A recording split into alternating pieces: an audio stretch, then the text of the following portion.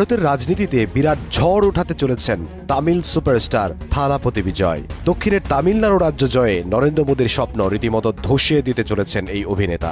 তামিলনাড়ুতে মোদীর দীর্ঘদিনের স্বপ্ন এই সিনেমা হিরোর সামনে শেষ হতে চলেছে।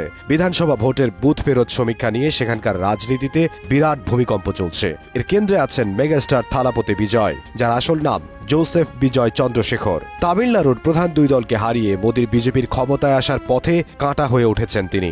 এরই মধ্যে মোদীর বিজেপিকে প্রধান আদর্শিক শত্রু বলেছেন থালাপতি। তামিলনাড়ুর রাজনীতি অন্য রাজ্যের মতো নয়। এখানে সিনেমা আর রাজনীতি একসঙ্গে জড়িয়ে আছে গভীরভাবে। এখানকার মানুষ বীরত্ব, আবেগ আর ব্যক্তিত্বকে ভালোবাসে, আর সিনেমার হিরোরা সেই জায়গাটা খুব সহজেই পূরণ করতে পারছেন। তাই এই রাজ্যে অনেক বড় বড় অভিনেতা রাজনীতিতে এসে মুখ্যমন্ত্রী পর্যন্ত হয়েছেন। ইতিহাস বলছে তামিলনাড়ুর 7 জন মুখ্যমন্ত্রীর মধ্যে 5 জনই সিনেমার সঙ্গে জড়িত ছিলেন।